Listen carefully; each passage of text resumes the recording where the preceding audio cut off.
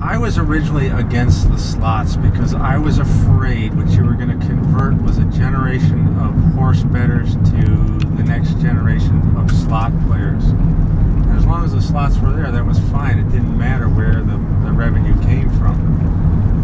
But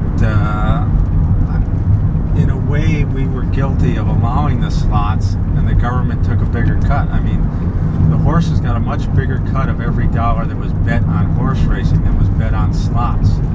So when we allowed the government in and put their machines in our building, and all of a sudden they're taking the majority of the wagered dollar as opposed to us, I thought this may not be that great an idea.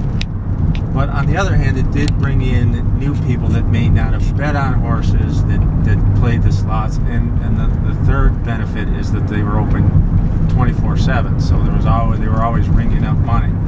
So there were some pluses and minuses, but what I feared was with slots is eventually you'd lose the horse better, because slots are easy. You pull a lever, press a button, whatever. You don't have to think.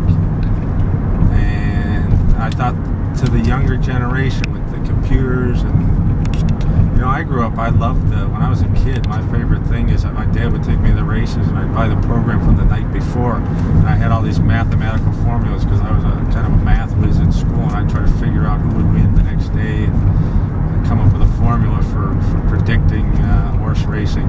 But it's worked, and I thought the younger generation that's grown up with the fast food, immediate satisfaction would gravitate to the slots and away from the races, and I think that's what's happened. So we're not sustainable as just racing, but that was part of the whole idea. I mean, if we had slots, it didn't matter.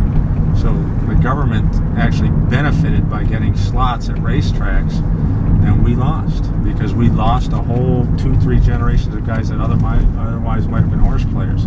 So we don't have horse players anymore, or very few. And if it is, it's the older guys that are on fixed incomes that don't have the capital to keep wagering.